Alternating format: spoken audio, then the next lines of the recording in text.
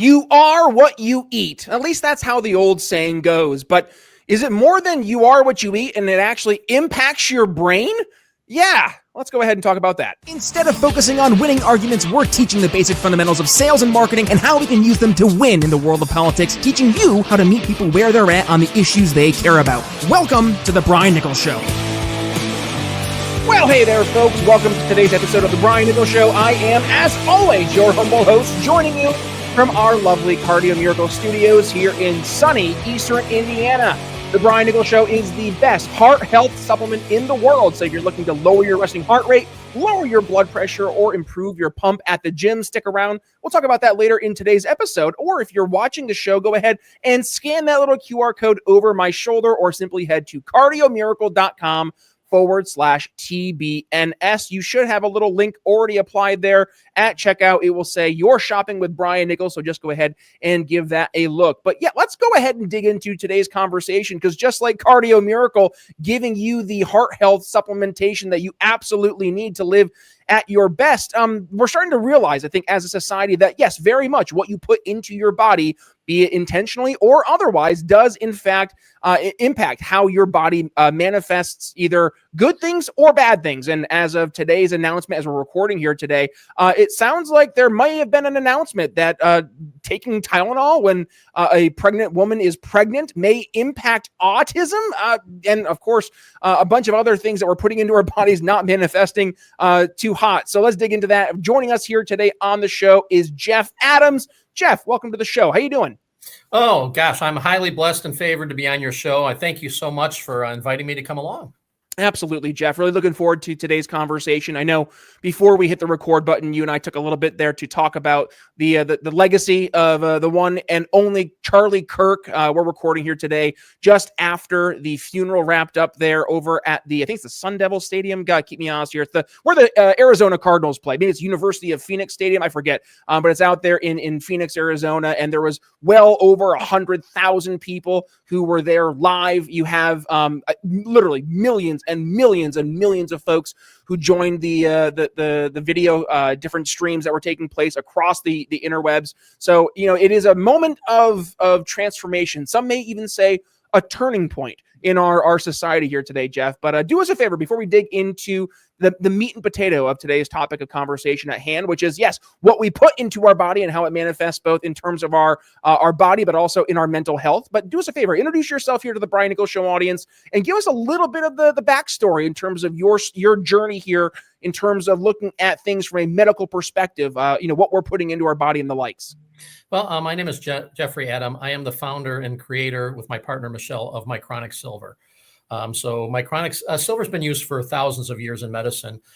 We are the only people that figured out how to stabilize silver so it stays active in the body for about 8 to 10 hours. And silver is noted to be antibacterial, microbial, fungal, viral, antiparasitical.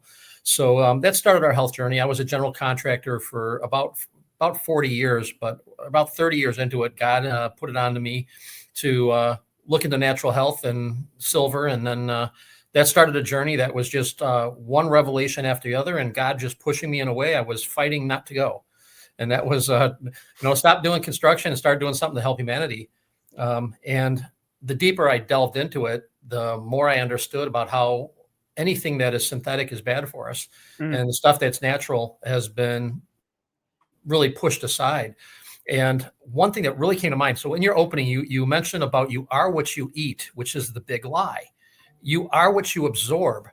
And most of us have absorption issues in our body because of inflammation and chemicals. When you put a synthetic into something that you ingest, that synthetic gets stored in a tissue, in your fat tissues, and it doesn't ever leave. And that's why we're seeing problems with absorption. And the body relies on chemicals that not so much chemicals that you put into your body on purpose. To give you an idea, when you have dopamine in the brain and you have serotonin, you have estrogen, all these things, we don't drink bottles of that. So the minerals that we have in our foods and the plants that are grown and the vitamins D and the sunlight, the photovitalic light that we get, all of that is put things in our body so our body can create through a transference, creating chemicals that are important. And those chemicals affect the way that we think, the way that our hormones are made.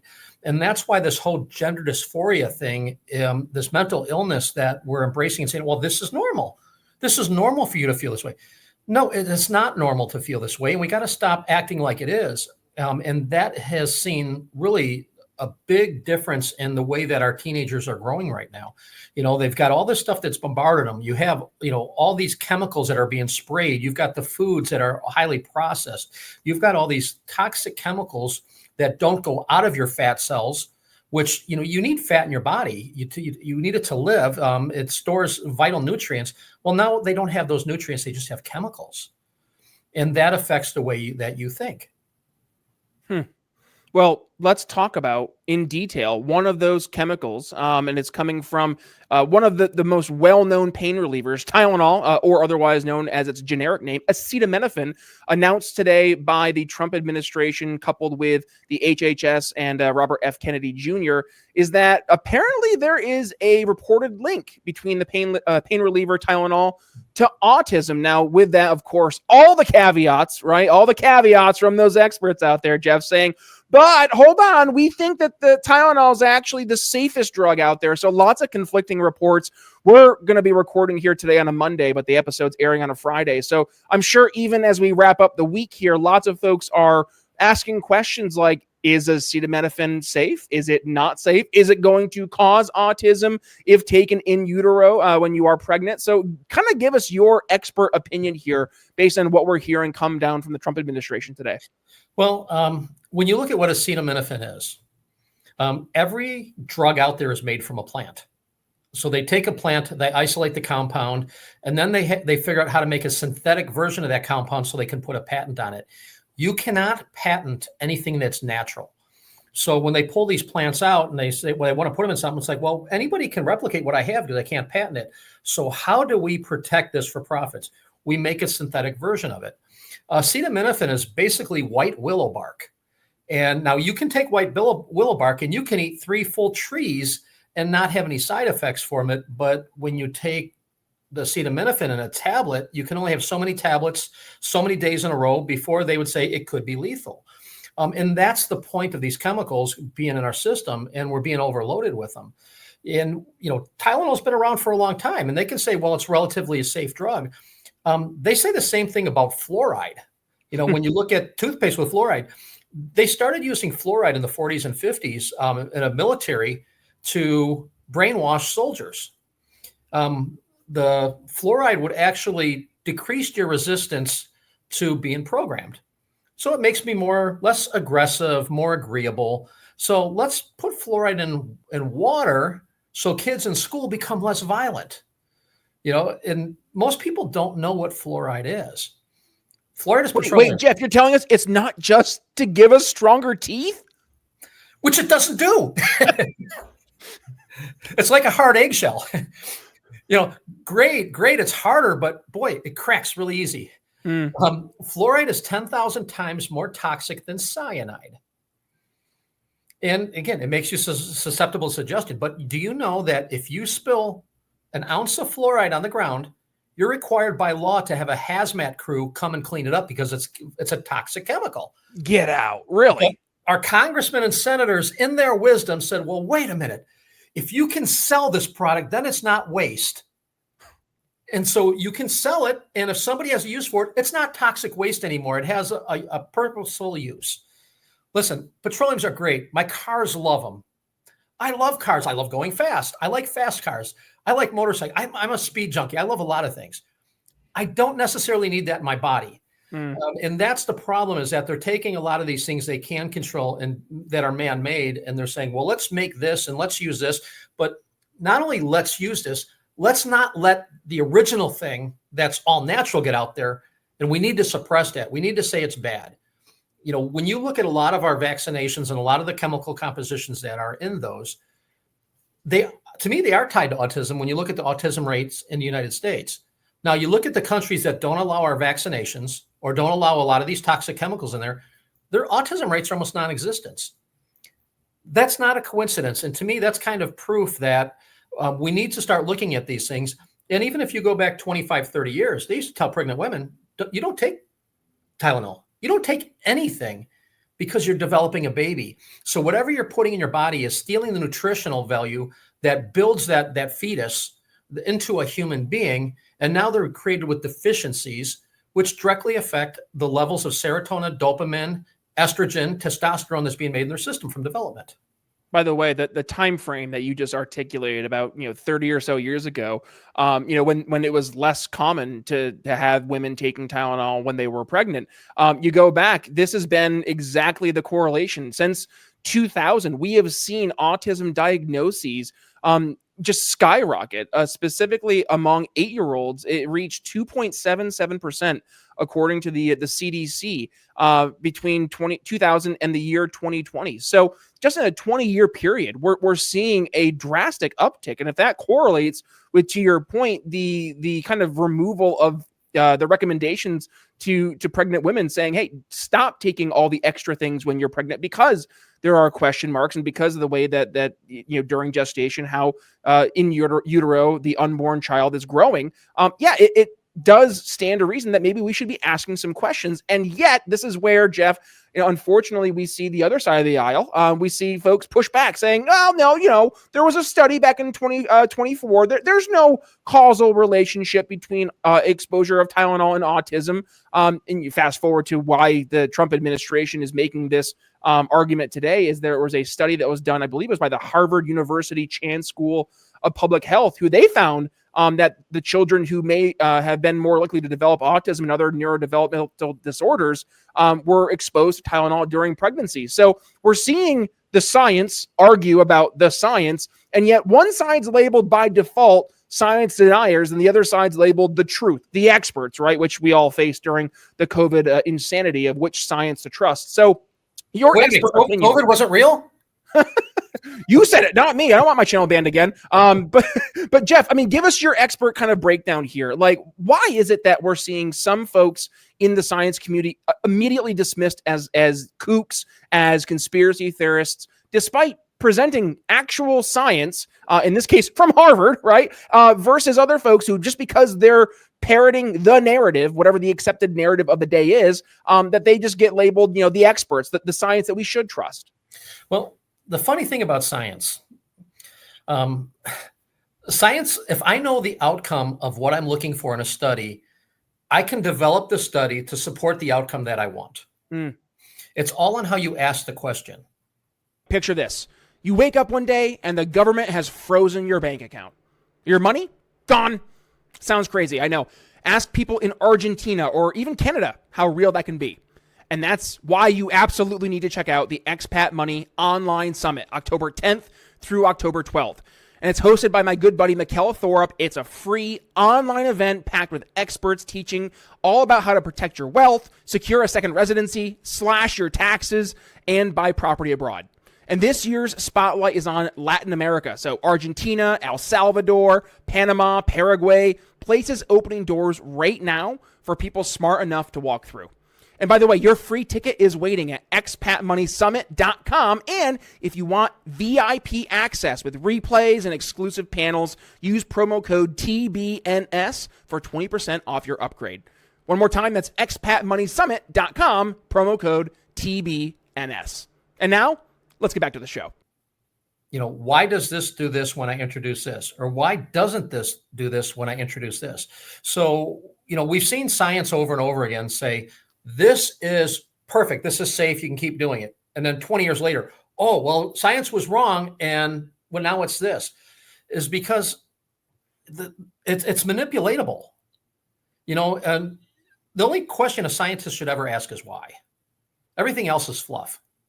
And when you follow the money, that'll tell you who's the one who's sponsoring the science. And depending on what they want for an outcome, you will have the outcome that they've predetermined because it's in the name of profits. And that's really what really brought me onto this, is when we created the mycronic silver. We find out that silver was used for thousands of years in medicine for all kinds of things. But after 1923, when Rockefeller tried to patent it, and he couldn't because part of the monetary system and it's all natural, 3 years later, they discovered penicillin. They've been trying to keep silver, well, not only silver, but zinc and copper out of medical ever since then because it affects their profits. Well, and Jeff, you say that, and yet some folks are going to instantly hear that and just say, "Oh my gosh, that sounds like a conspiracy theory." You're telling me that there's an actual solution and multiple solutions in many cases to the problems that we experience across the board when it comes to medical health issues, and that they being the powers that be, they're keeping this off the shelf because they can't make money on it. That just can't be true. And yet, what you're saying today, that's the exact case. Yeah, if you want to get a product into big pharma, it costs about $24 million before they will allow any studies to be done in your product. Wow. So who can afford that? And they've done a really good job of creating a narrative that we're all wackos. So when you look at doctors, you've got your brain doctor, your internist, your baby doctor, your eye doctor, your throat doctor. They've all these specialists that are the experts at what they do. Now you look at natural health and healing, they put people like Cardio Miracle, people like Mycronic Silver, and with tarot card readers, palm readers, people that blow the Ricola horns, to somebody sitting under a pyramid, to crystals, because they want to keep us separated, to say, oh, see, these guys are part of a crazy bunch of people. Now, when they started with COVID and the pandemic, you've seen a big switch from people to go, well, wait a minute. Now we've proven that these experts have lied to us about what happens and what we need in our body. They've manipulated it in the name of profits. They manipulated the narrative. They've changed social structures to get people out of the habit of working. Well, why would they do that? Well, it's all about profits. You can break almost everything down to profits. And that's what a corporation does. And listen, I'm not anti-corporation. A job of a corporation is to make money for its shareholders. It's not to create jobs for a president. It's not to, really help society as far as, creating things that are for the betterment. Its share focus is profits. And that's where we get into kind of the whole argument about capitalism. True capitalism has a set of principles for the growth of society, where it's the bastardization of capitalism, where people start putting in these narratives for their own profits. That's the issue. And if you have a problem with it, don't go after the corporations, go after the congressmen and senators. Doesn't matter if they're Democrat or Republican. They're the ones that are setting the legislation for these loopholes for everybody to manipulate. So I have a clip here from one of my old favorite shows. This is from Family Guy, by the way. I'm not sure if you ever watched Family Guy, Jeff. What you're talking about is literally a scene from the episode. So for folks playing on in the home game, they're not familiar with Family Guy. In Family Guy, there is a character named Carter Pewterschmidt. He's Lois's dad. Lois is Peter Griffin, the main character's wife. And Carter Pewterschmidt is a multi-millionaire many times over, right?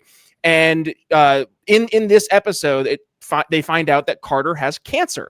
And lo and behold, Brian the dog and Stewie, who is the young baby of the family, who also can talk, by the way, they find that Carter and his team actually found the cure to cancer. I want to play this clip really quick, and then I just want to get your feedback to see how closely this reflects to real life. Let's go ahead and take a listen really fast. All right, now where would they keep a dead body in a pharmaceutical lab? Brian, look! That's it. I bet he's in there.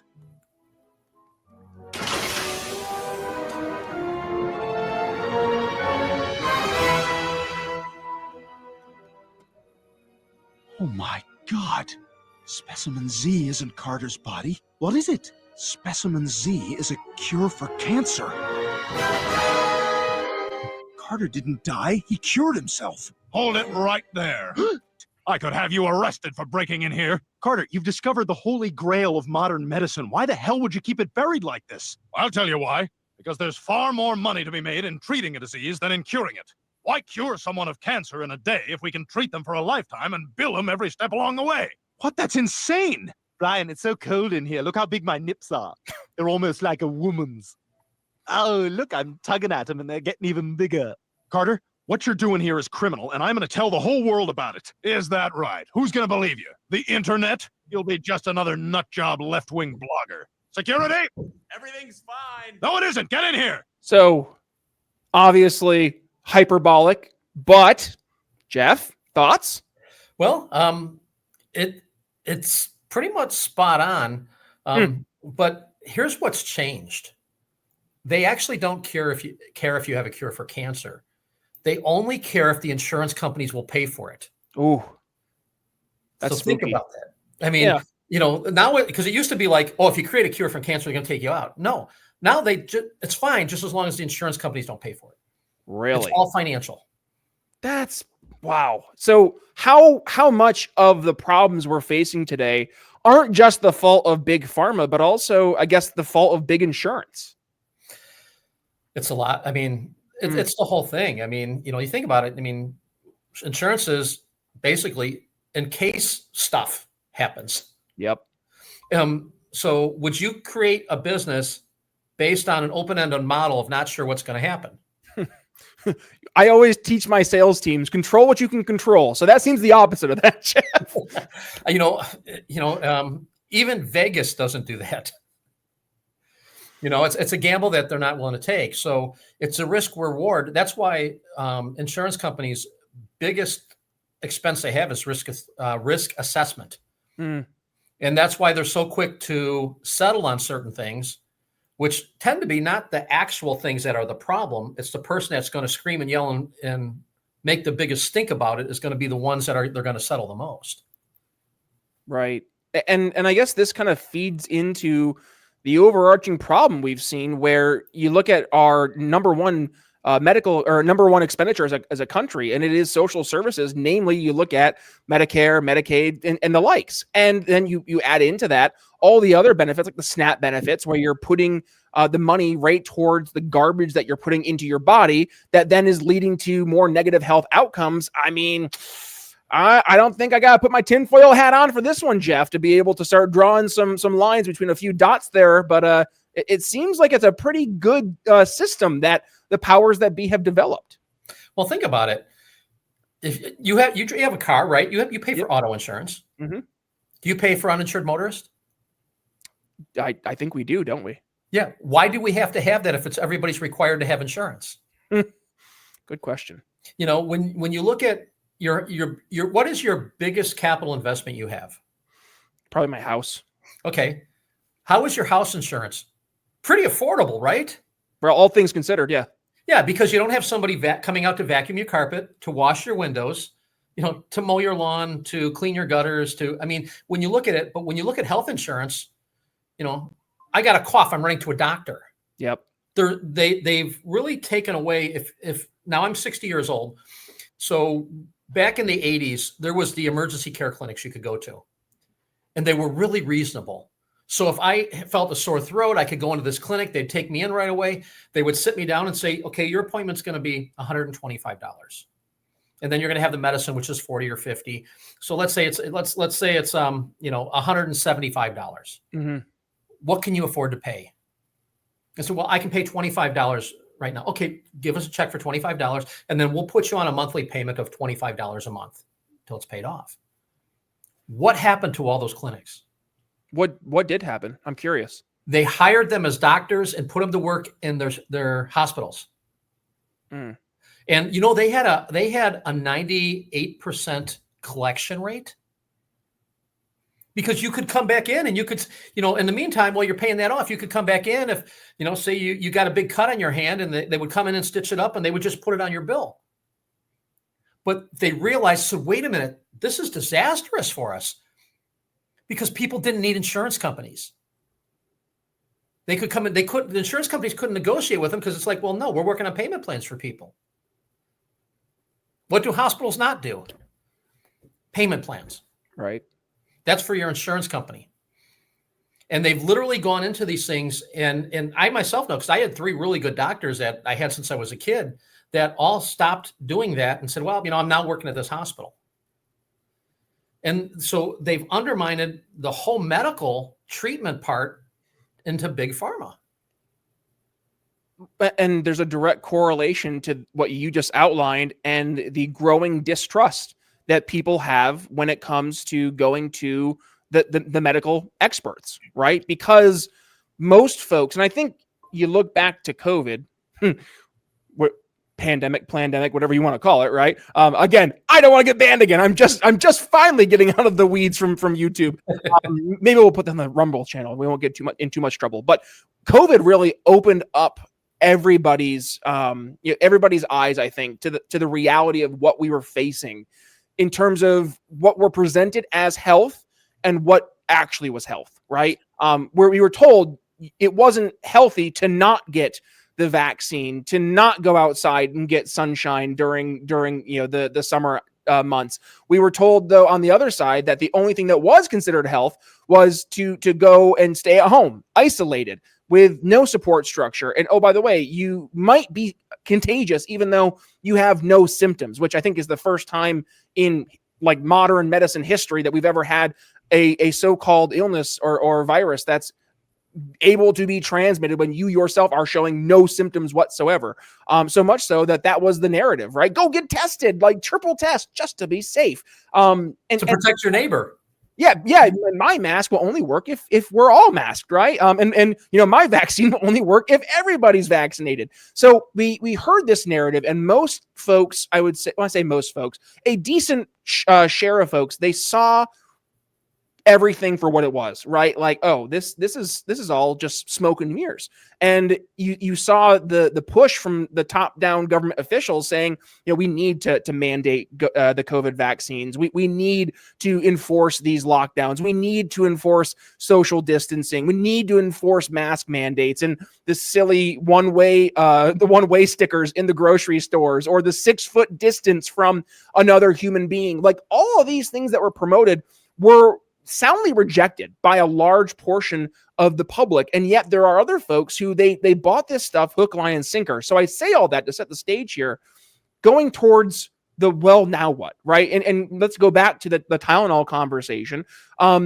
There's always going to be a vocal group standing against what, the data is showing us. And this goes back to what we just watched with Family Guy. But how do we as a society, Jeff, actually come to some type of common ground? Is there a common ground, or is it just a matter of, hey, I'll do my thing, y'all do your thing, and let's just have a fair understanding of what's actually real versus what's just a narrative?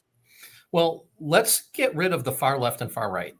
Let's get rid of the 1 or 2% of people that scream and yell about what they're doing. That's how they do it. And it's actually right out of Alinsky's Rules of Radicalism. Yeah. When you create fear in a group of people, and legitimate fear, there is, empowerment and victimhood. And they get people to believe that, well, listen, they're doing this against you. They get people all emotional about it. When you're emotional about something, you become passionate. When you become passionate, you become outspoken. And what happens is there's two different flights when it comes to fear. There's the fight or there's the flight. And that's, again, where the neurotransmissions in the brains and, some of these chemicals that they're pumping into us, or even restricting going out and getting daylight, or even the power of prayer and getting together with people to talk about what's going on.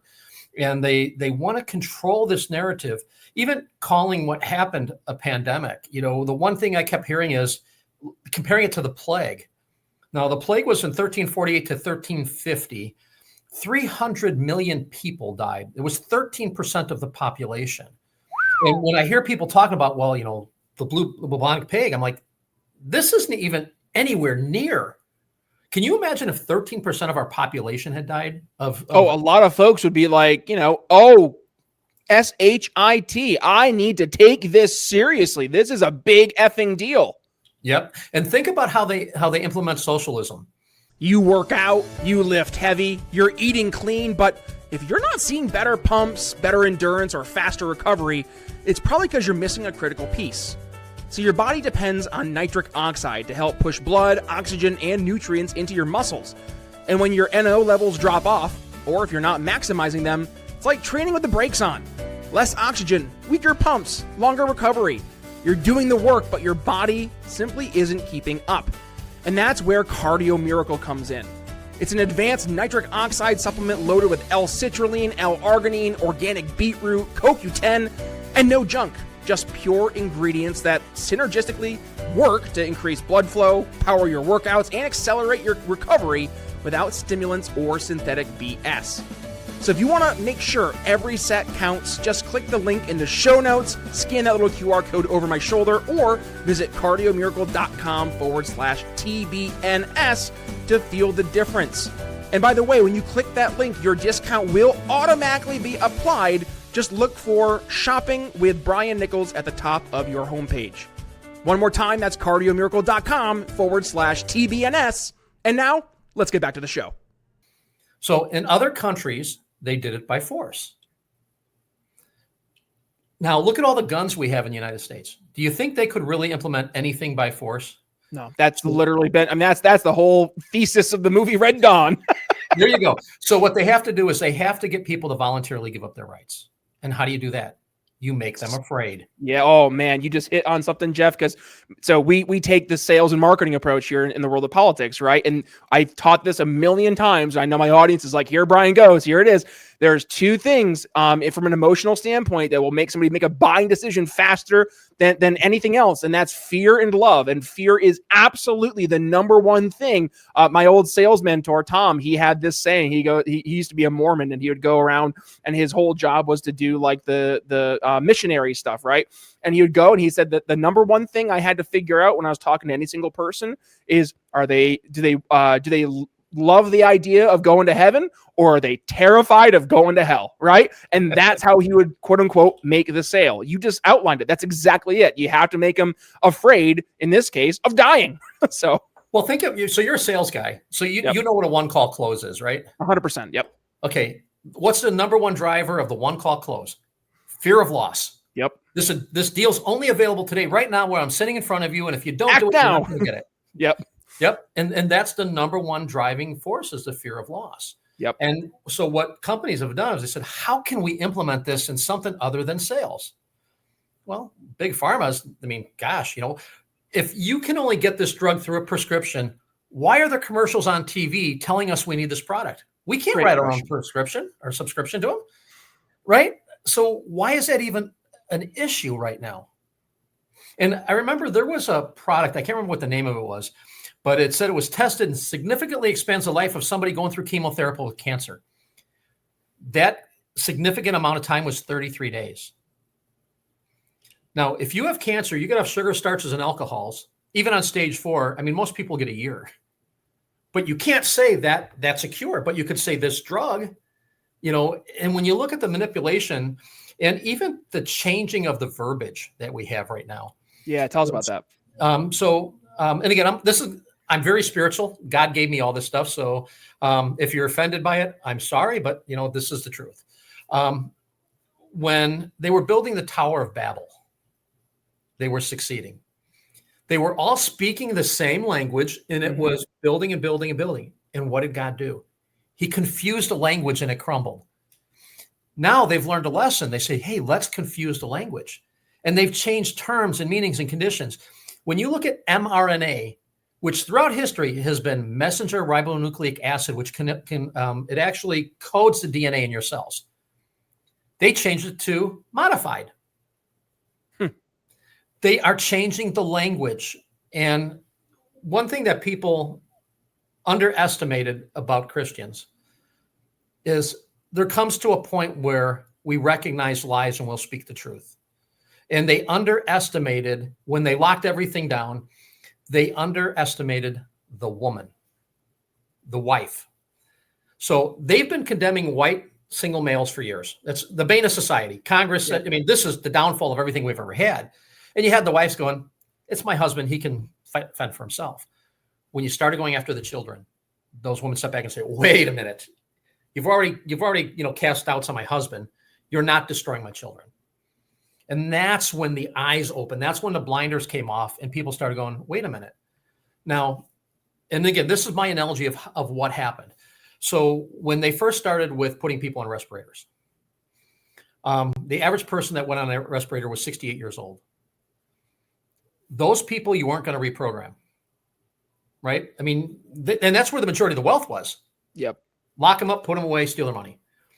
If you were under 30 years old, you've already gone through the indoctrination of high school and college. You're going to believe what the government says. Okay, I don't have to work. I'm going to sit home and I'm going to get paid for it. When they shut down the working middle class person, male, female, white, black, Chinese, Korean, doesn't matter. Those middle-class people of age 30 to 68, that's the majority of your churning of new wealth.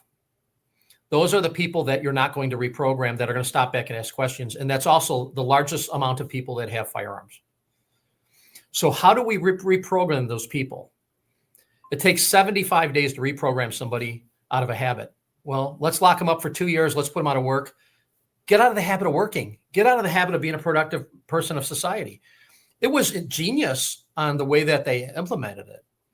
Now, again, they severely underestimated the tolerance of what people will do, because we have good lifestyles here. Mm-hmm. You know, and those that are screaming about the 1%, 1%, 1%, every person in America is 1% of wealth in the world. Yep. So they didn't expect us to get together on it. You know, you have your amount of people that said, hey, you know, what's necessary? You know, what wasn't locked down? Well, I need a tattoo. I can go to a tattoo parlor. You know, that's important. That's the life for me. But I can't go to church and pray. You know, I can't walk into a hospital for treatment. My arm could be cut off and they'd say, well, take this COVID test and we'll stop the bleeding. You know, they've really manipulated and they underestimated where as a country we'll go. And, you know, one thing about the United States, once we've exhausted every other option, we usually do the right thing. You know, and now we're seeing a big move. And, you know, that's one of the things that in this movement that Charlie Kirk created was a coming together of people. Religion, Christianity is booming right now. People are starting, the blinders have been taken off our society, and people are going, if it doesn't look right, it doesn't smell, it doesn't taste right, it's not right. Mm-hmm. And there's a lot of boldness. Matter of fact, you know, God put this upon me at the end of times. He said, as it gets darker and darker, his saints will shine like a bright beacon and speak with a thunderous voice. You know, you guys are the thunderous voice that give us a platform to put the real science out there, the real stuff that we've seen. You know, for people like me, you know, do we want to make a living? Yes. You know, do we need money to make a living? Yes. I do want to retire at some point, but this is not all about profits for me. This is about spreading the good word, getting good products out there. You know, when people call me and ask about, you know, well, you know, I'm having a heart issue like that, I don't sell them my chronic silver product. You don't talk to John Hewlett at Cardio Miracle. You know, some of the detoxification stuff. It's like, no, talk to this company about this. We all want to help people and set them on the right track. And we've been blessed. I mean, we've seen so many people come in that were so selfish and motivated with this movement that made everything about themselves. And yeah, they got their 15 minutes of fame and they're nowhere around. You know, but you have people, you know, like Judy Mikovits, Sherry Tenpenny, Brian Artist, John Hewlett. You see a lot of these people that they're in it for the long haul because they're in it for the right reasons. And, you know, again, people like you have given us a voice that we wouldn't have normally had. And I mean, candidly, Jeff, I feel compelled to do so. We've faced slings and arrows here in the show, and I tongue in cheek was joking about getting my platform nuked again. But during COVID, I lost monetization on the show. Still haven't gotten it back. We're getting, you know, on average 5K views per episode over on YouTube. So, I mean, that's 15,000 views per week times 4 weeks. I mean, that's around 60K views ballpark, right? Just on YouTube alone. And we're still not monetized. We absolutely lost a lot of our traction over on YouTube, and we've been building it back up. But, you know, I didn't let that hold us back, because we needed to have these conversations. We need to be able to talk about what's actually happening, specifically as it impacts our health. And, you know, I just want to push the conversation towards this one question I always get asked. And, you know, I think this is a good way to kind of wrap the show is, you know, Jeff, if you were to look back to what we've been talking about today, we keep on saying they, them, the powers that be, the cabal. It always feels like it's some faceless entity. And I hear a lot of folks on the more, I'm just going to generalize for today's conversation, but more the political left, they will either, you know, they'll say, oh my gosh, you know, it's always somebody else, or it's the Jews, right? It's always some nefarious group that the right is trying to demonize. That's the narrative. But when we're talking about they, them, the powers that be, the cabal, what are you in particular specifically pointing at for whoever it is, whatever it is, that's presenting one narrative versus the truth? Well, it's the controlling bodies. You know, when you give unfettered power to somebody. Absolute power corrupts absolutely. Mm-hmm. And I think no matter what it is, when you look at the people that are in control of the media, the narrative, pharmaceutical, government, you find that they're intertwined. And not all of them are bad, not all of them are good. I think a lot of people get into these things saying, hey, I'm going to make a change. And they get changed. And they say, well, somebody's going to start, make money off of this. It might as well be me because I can't change it. And I think people give up. And I think a lot of that to me is where faith comes in, and realize that everything that I have comes from God, and he's going to elevate me, not some individual that's sitting there making legislation. I think as a society, we have to sit back and we have to ask questions of our government and the things that they legislate. You can like President Trump, you can like Joe Biden, you can like once they get you and I arguing and emotional and not liking each other, they've won. It doesn't matter who it is, because then they can do whatever they want, because they've got us blindly following them. And whatever they say is good for us is going to be good for us. No, we need to stop and sit back and say, this is what's good for me. And what's good for me may not be good for you, but I'm not going to tear you apart and chastise you about it. If a union is good for you and I'm anti-union, I'm like, you know what, the union's not been good for me. And you say, hey, it's been great for me. I got retirements and benefits. I'm like, well, good. Then we should be able to be friends, have a beer, or sit down, have a Coke, go to dinner, and not hate each other. And anybody that's pushing a narrative where you have to be so forceful in your designation to somebody else that you're going to stop talking to them, once they silence you, they've won. Mm-hmm. And that's, we've seen it with the churches. Why don't they want people to get to church and pray? Why is it that every transgender shooter, the last 10 or 11 shooters have all been transgender? But you can't say that on TV. They won't air it. We should be able to speak the truths and let our yes be yeses and our no's be no's, but let the truth come out. And if you're offended by it, I'm sorry. I don't mean it to offend you, so you shouldn't be mad at me for it. Maybe you need to look at your perspective and say, okay, what is causing me to be this way? And the narrative should never be who said it. If you didn't like something that President Trump said, but it was okay if President Biden said it, you have to look at yourself and go, what's wrong with me? Yep. Why am I not offended by what was said and offended by who said it? And again, if they can keep us, the divide and conquer thing, if they can keep us arguing amongst each other, this was Barnum and Bailey's whole thing. We're doing this over here, but look over here at this side. Look what's happening. Don't look over here. You can get away with it ever you want.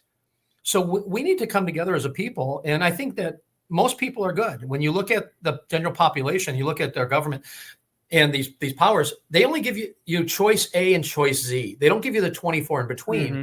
That's because where most productive people of society fall. The unproductive people in society are going to be the ones who want everything given to them.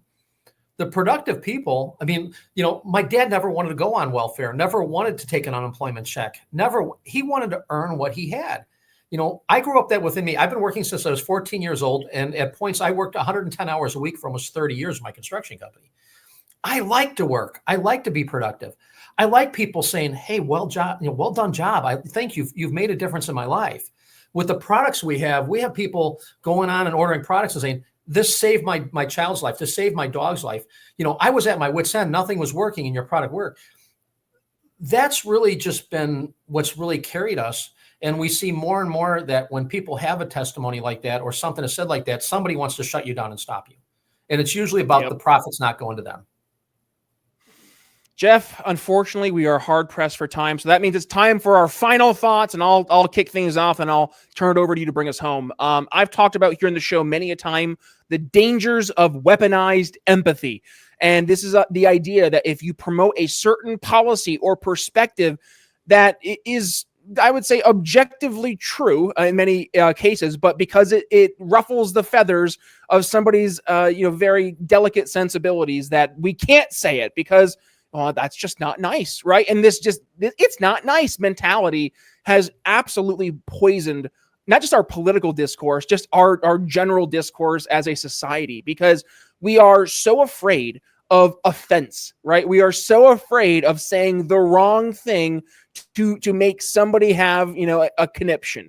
And this is the part where I think if we want to get things actually moving in a more positive direction and continue the momentum that we've been really, having over the past few years, it requires us, to your point, to say things that maybe aren't popular. They aren't, they aren't they're not dancing around people's offense. They are saying things that are objectively true. Like, here we go. I'm going to get lots of folks mad, but believe it or not, men are men and women are women. And you can go and live a life that is healthy and free, and you don't need to pump your body full of garbage. By the way, the foods that we're eating are full of garbage, so maybe we shouldn't have tax dollars going and enabling this type of food to be going to the people who are in absolute need of better solutions. So it is one thing for us to have a conflict or a disagreement. It's another thing to weaponize empathy, to shut disagreement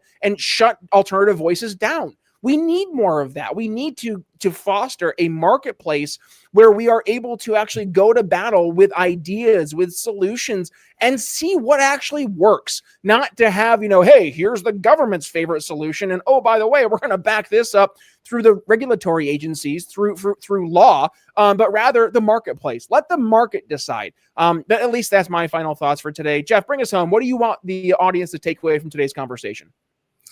Well, find a good church, get involved spiritually, find, a higher power that is bigger than the government to really go for guidance with you. But get involved in your local community and the local politics that's going on. I never wanted to be political. I always wanted to just do my own thing. And everything is political now. You can't watch sports without being, you used to watch sports to get away from it.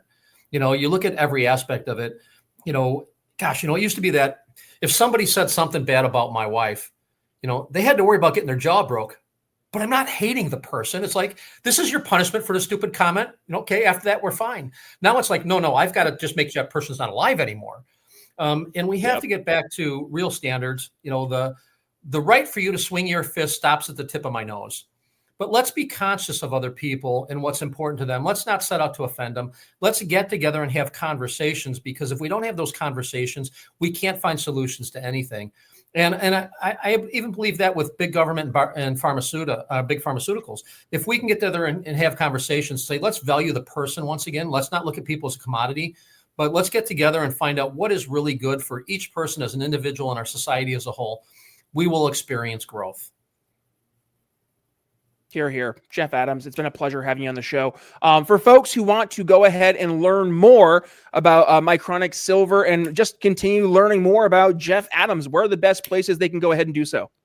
They can go to our website. It's mychronicsilver.com, and you can see the spelling up above me. It's MICRONIC, and then the word silver. We've got a lot of information, a lot of testimonies you can read about our products. My personal phone number's on there, so if you call me, I will answer the phone. Unless I'm on another call, and then I'll call you back. But we want to educate people. And, if our product's not the best for you, we'll say, maybe this product will work better for you. And we want to guide people, because when you're a healthy society, you're a happy society. Here. All right, Jeff Adams, we really appreciate you joining the show. And folks, if you got some value from today's conversation, you know the drill. Go ahead and give it a share. When you do, please tag yours truly at B Nichols Liberty. You can find me on X, on Facebook, and on Instagram. As for the Brian Nichols Show, you can find it on your favorite podcasting platforms and video platforms, so long as they don't nuke us. Head over to your favorite podcast catcher like Apple Podcasts, Spotify, YouTube Music, Podcast Addict, wherever it may be. Hit subscribe, and of course, check out all 1,000 plus episodes of the Brian Nichols Show. I think we're up to like 1,020 episodes here now, so we're growing faster and faster. Or if you like to watch your podcast versus listening on the go, head over to YouTube, Rumble, X, or Facebook. We upload the video versions of the show in their entirety over there. And by the way, we do live stream the show every Monday, Thursday, and Friday nights at 9 p.m. Eastern, part of the Lions of Liberty Network. So make sure you go ahead over to our social medias or the YouTubes and the likes, hit that subscribe button, and of course, hit that little notification bell so you don't miss a single time we have a brand new episode going live. And as for how you can support the show, yes, please go ahead and support the phenomenal sponsors like Cardio Miracle, which is led by the one and only John Hewlett, who is a past guest here on the show. And if you stick around here on the YouTubes, wait, like right about here, my microphone is sitting, you'll see a video pop up. That's going to be my conversation with John Hewlett. And also we had another phenomenal conversation with his son, Josh Hewlett, where we said, don't sleep on walking. And we talked about his amazing weight loss story, dug into my weight loss story as well. So go ahead and check that out over on, again, YouTube or whatever it is you consume your podcast. But with that being said, Brian Nichols signing off here on The Brian Nichols Show for Jeff Adam. We'll see you next time. Thanks for listening to The Brian Nichols Show. Find more episodes at briannicholsshow.com.